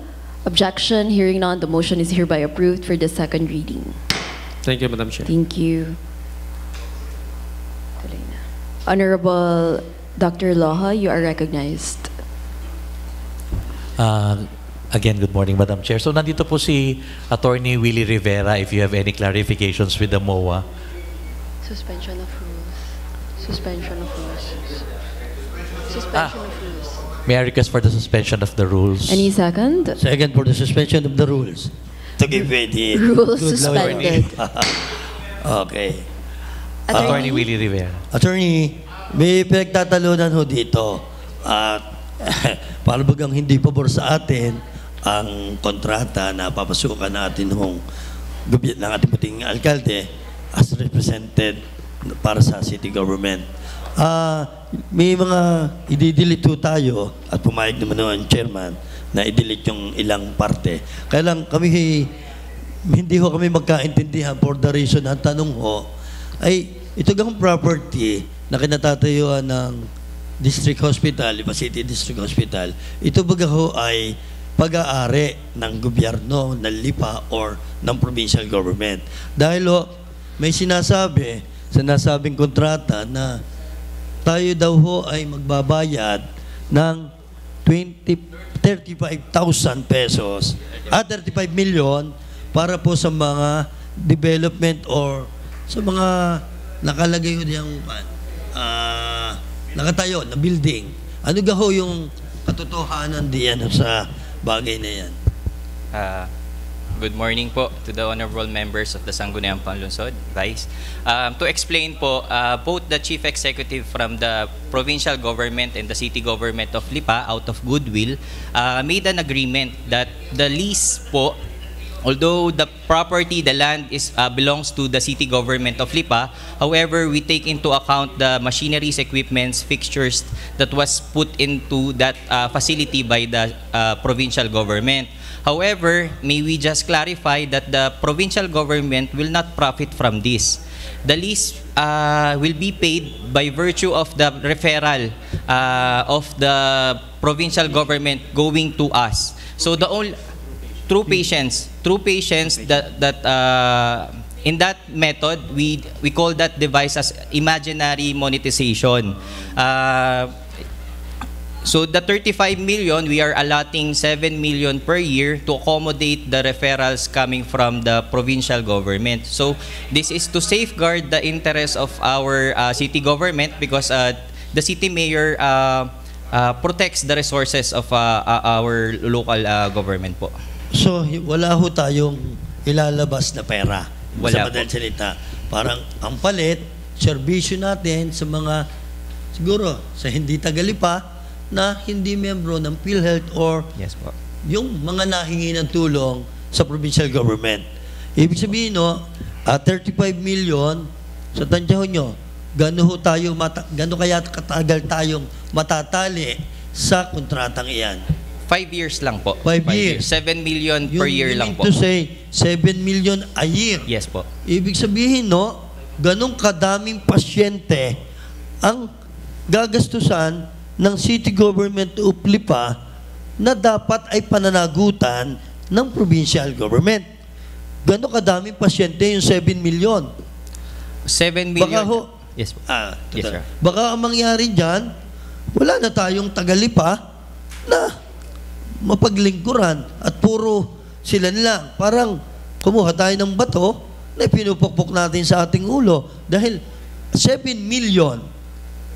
Okay, let's put it away. Sabihin natin, ang isang pasyente gumastos ng 20,000. I-divide nga natin.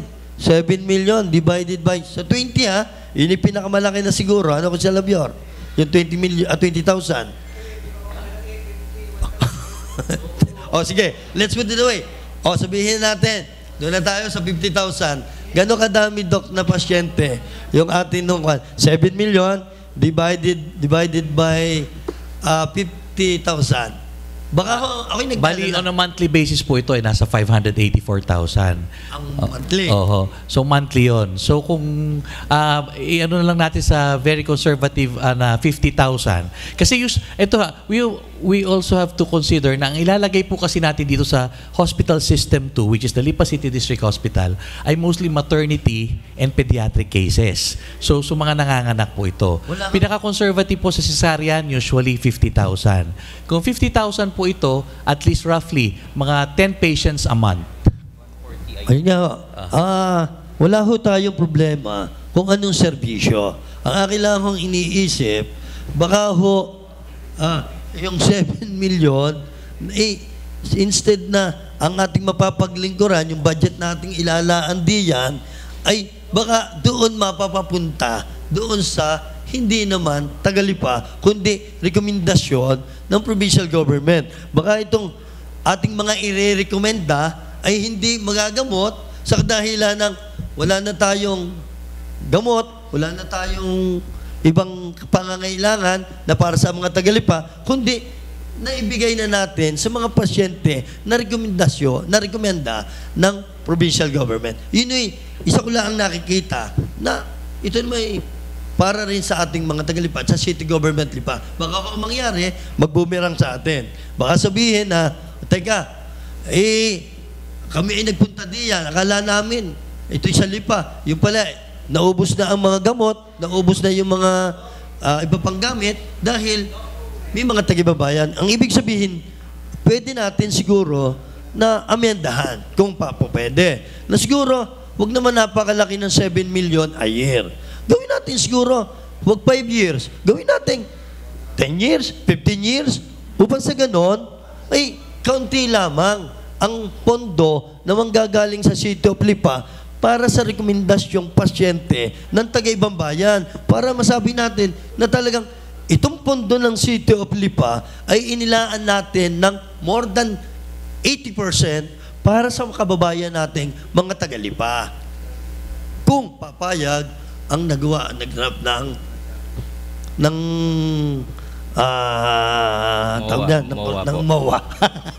At kung papayag ho, ang chairman, ang napakagaling na doktor ng Sanggunian. We understand the sentiment of Councilor Merlo Silva. However, this is a bilateral agreement that needs to have an approval from the provincial government. But rest assured that everything that was mentioned is taken into consideration. And may I just also mention that during the committee hearing, it was mentioned by Attorney J.R. Makasaet that the 35 million is not yet final. It is subject for ratification of the Sanggunian. Not yet. A reconsideration because it might probably be lessened pa po. Ayun. Apo. O kung maaaring gawin natin 20 years.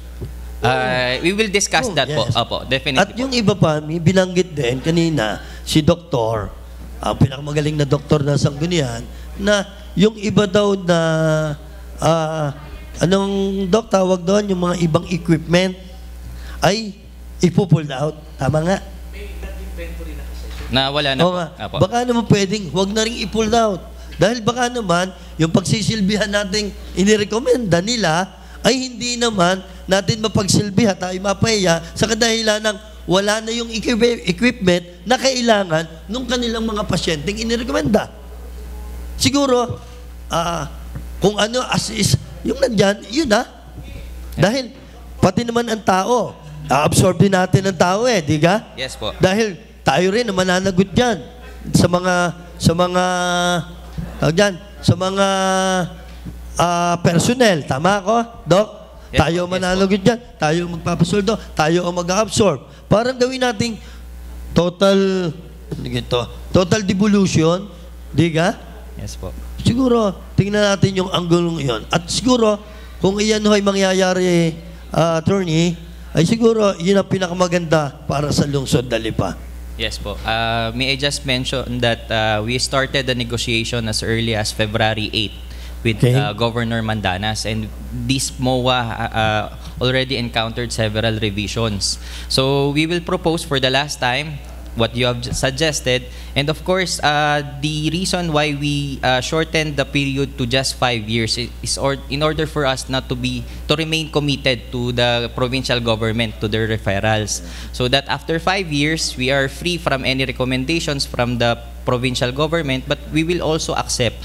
However, it will be on case-to-case basis depending on the resources that we have and the availability of the facilities. So yes, we will take into consideration the... So, paano ho namin malalaman kung yung aming mga suggestion ay amenable or inaprubahan ng provincial government? Siguro, kinakailangan balik sa sanggunian? Yes, we will just... so, for ratification of the Memorandum of Agreement? We will just revise this and give the Sangguniang Panlungsod a revised copy once we finish the meeting po. For final Probably decision. hanggang next... Thank you. Monday next week po. Thank you for your good understanding to my sentiment. Yes. Thank you, Attorney Willie. Any other questions? Nana? Approve ba to for second reading? Opo. Okay. Ano niyo po? Move niyo na po. Opo. So, Madam Chair, I would like to request for the passage of a resolution granting the authority for the City Mayor of Lipa, Mayor Eric Africa, to enter into a memorandum of agreement on behalf of the city government with the provincial government of Batangas relative to the transfer of the management, control, and operation of the Lipa City District Hospital for second reading. May nag-second naman na po. Second pa lang, second reading. Seconded by Honorable... May nag-second na po kanina, no? Apo. So, ano na lang po, any objection? Hearing none, the motion is hereby approved. Jointly moved by Honorable Aviora Cafort and Consejal King Umali. Okay. Approved for the second reading. Business for the day.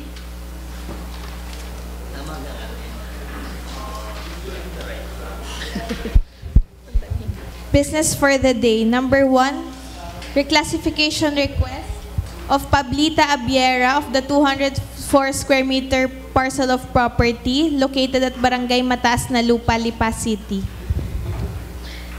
Refer to the Committee on Land Use. Number 2, reclassification request of Antonio Matulak of the 350 square meter portion of property located at Barangay Sampaguita, Lipa City. Refer to the Committee on Land Use. Number 3, reclassification request of Jennifer Torres of the 12 square meter portion of property located at Barangay Sampaguita, Lipa City. Refer to the Committee on Land Use. Number 4, reclassification request of Jocelyn Maun of the 250 square meter portion of property located at Barangay Banay-Banay, Lipa City. Refer to the Committee on Land Use.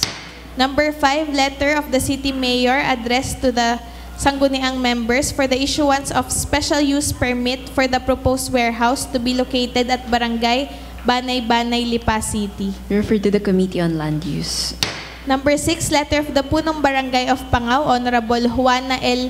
Litan, for the request of the Lodlod Pangaw Tricycle Operators and Drivers Association to the August body for the review and approval of the proposed new tricycle fare matrix. Refer to the Committee on Public Utilities. Number 7, request for accreditation of the Crime Watch Force with office address at Barangay Rizal, Lipas. Refer to the Committee on Accreditation. Resolutions and ordinances for the third and final reading. Honorable Dr. Percival Loho, you are recognized.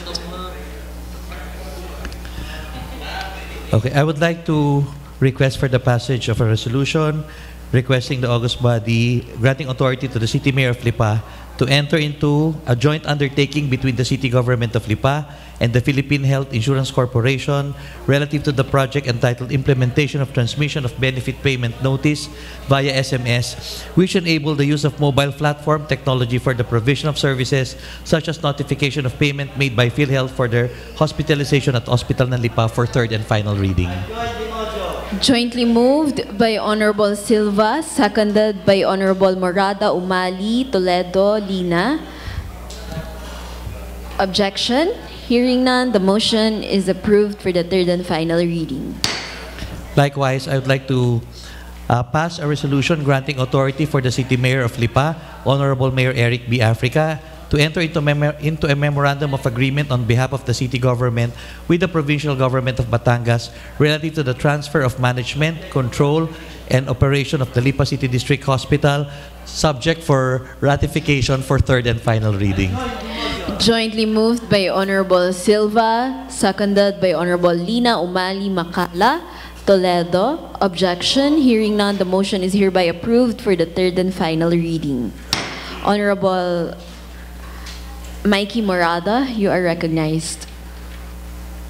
Madam Chairwoman, I move for the passage of a resolution authorizing the City Mayor, Mayor Eric B. Africa, to enter into a memorandum of agreement with the Department of Trade and Industry for the establishment of the Go Negosyo Center in the City of Lipa for third and final reading. I join the motion. Jointly moved by Honorable Silva, seconded by Honorable Rocafort, Toledo, Loho, Umali, Makala, Lina, Angeles. Objection? Hearing none, the motion is hereby approved for the third and final reading.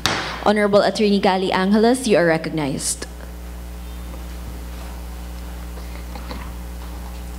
Thank you, Madam Chair. I respectfully move for the approval of the third and final reading, the decision unanimously passed by this August body. Any second? Seconded by Honorable Silva, Umali, Loho. Objection? Hearing none, the motion is hereby approved for the third and final reading. Thank you, Madam Chair. There is a motion for adjournment. Manifestation lang. Honorable... Meron pa isa. Manifestation lang. Sorry? Manifestation lang. I'll just talk. Hold on. Attorney Gali, you are recognized. Thank you, Madam Chair. With respect to the two cases, administrative cases referred to our committee. Go ahead, Attorney. Thank you. With respect to the two administrative cases filed before our committee, the cases filed against Barangay Captain Michael Atienza, I respectfully manifest that in view of the agreements between the parties, the complainants for the respective cases has already withdrawn their cases, and hence I respectfully move that it be withdrawn from the records of this August body, considering that we no longer have jurisdiction over the said cases in view of the withdrawal of the cases. Madam, point of clarification, Madam Chair. Okay, what Point is of the clarification? Madam Chair, may I know from the chairperson of the Committee on Good Government if the withdrawal is in written form, so that we can submit it on records that the complainant has withdrawn the case, Madam Chair. It was made in open court. I mean, Okay. it was made in open court, and there was a pronouncement of withdrawal, and it has been clearly So it's on record. communicated. It's on record that the complainant has already withdrawn. Respective complainants have already withdrawn their cases Okay, against Madam the respondent. That would be enough, Madam Chair, if it is on record during the committee hearing conducted by the committee. Yes, Your Honor. Yes. I submit. And I join the... Ano po yan? I Ano jo- mo motion to? The withdrawal. It has already been withdrawn. So hence we no longer have power to hear and decide over that case. It is as if that no case has already been filed. So we do not have jurisdiction anymore over that case. So I'm just informing this wait august lang po. body of that fact, Okay po. Madam Chair. I'm declaring a recess lang po. Session resumes. That is noted, Attorney Gali. Thank you very much, Madam Chair. Honorable Avio Rocafort, you are recognized. Madam Chair, I refer to the Committee on Appropriation is the request of the Mayor for the augmentation of the total amount of 40,000 for the grant of loyalty pay to be taken from salaries and wages, regular savings under personal services of the Office of the City Mayor be considered as urgent. Any second? Seconded by Honorable Silva Toledo. Discussion. Loyalty pay. Loyalty pay po. Madam Chair, kulang lang po ng 40,000. Objection. Hearing none, the motion is hereby approved for urgency. Madam Chair, I move that we pass an ordinance realigning the amount of 40,000 pesos for the grant of loyalty pay to be taken from salaries and wages under the regular savings of personal services of the Office of the City Mayor be approved for third and final reading. Any second? Seconded by Honorable Silva, Loho, Manalo, Toledo, Umali. Lina, objection. Hearing none, the motion is hereby approved for the third Madam and final Chair, reading. Please refer to the Committee on Appropriation the request of the Mayor for the realignment of 30,000 for fuel of the Bureau of Jail. Refer to the Committee on Appropriations. The request of the City Mayor for the realignment of 90,000 for the fuel, repairs and maintenance of office equipment of the City Health Office amounting to 90,000. Refer to the Committee on Appropriations. The request of the City Mayor for the realignment of 100,000 for consultancy services, Madam Chair. Refer to the Committee on Appropriations. GSO, the amount of 250,000 for fuel and repairs of transportation equipment. Refer to the Committee on Appropriations. City Enro, the amount of 300,000 for fuel, Madam Chair. Refer to the Committee on Appropriations. The city and the SK supplemental budget of Barangay Gis amounting to 240,000. Refer to the Committee on Appropriations. Madam Chair, with the permission of the majority of the members of the Sangguniang Panlusod, I move that we consider as urgent the request of the City Mayor's Office for the realignment of 100,000 to be taken from other maintenance and operating expenses to be used for consultancy services amounting to 100,000 be considered as urgent. Any second? Seconded by Honorable Silva, Manalo, Umali. Objection? Hearing none, the motion is hereby approved for the third and final reading. Madam Chair, I move that we pass an ordinance realigning the amount of 100,000 to be taken from other maintenance and operating expenses for consultancy services, 100,000. The same be considered as approved for third and final reading except from the three reading principle. Seconded by Honorable Silva, Toledo, Loho, Manalo, Umali. Objection? Hearing none, the motion is hereby approved for the third and final reading. The urgency of the SK supplemental budget of Barangay Gis, Madam Chair. I move that it be considered as urgent.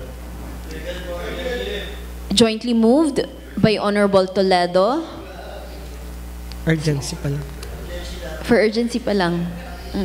Seconded by Honorable Toledo, Manalo, Umali. Discussion, objection, hearing none, the motion is hereby approved for urgency. Madam Chair, I move that we pass a resolution approving the SK supplemental budget of Barangay Gis amounting to 240,000. The same be considered as approved for third and final reading and except of the three reading principle. Jointly moved by Honorable Silva, Toledo, Manalo. Seconded by Honorable Loho, Umali, Lina. Objection, hearing none, the motion is hereby approved for the third and final reading. Question? Okay. Honorable Attorney Gali Angeles, you are recognized. With the indulgence of course, the chairman, of course, and the rules that we have here, I respectfully move for the exemption that I bring up this matter belatedly. No, but this is not of any concern. The concern is about the budget that we have. According to the accounting or budget office, there are certain offices that we have exceeded the expenses for the JOs. Some of us, including me, have exceeded for the budget in our respective offices. So it was brought to my attention, and I was informed that we needed an additional 370,000+ to augment the shortages for the budgets for the JOs. So I respectfully move that we pass a resolution to augment the shortages in the budget in the JO to be taken from the representation expenses. Madam Chair. Okay, I'm declaring a recess. Resumes. Matter brought up by Attorney Gali is referred to the Committee on Appropriations. Thank you, Madam Chair. Adjournment. I respectfully move for the adjournment. Any second? For adjournment, duly seconded. Session is now adjourned.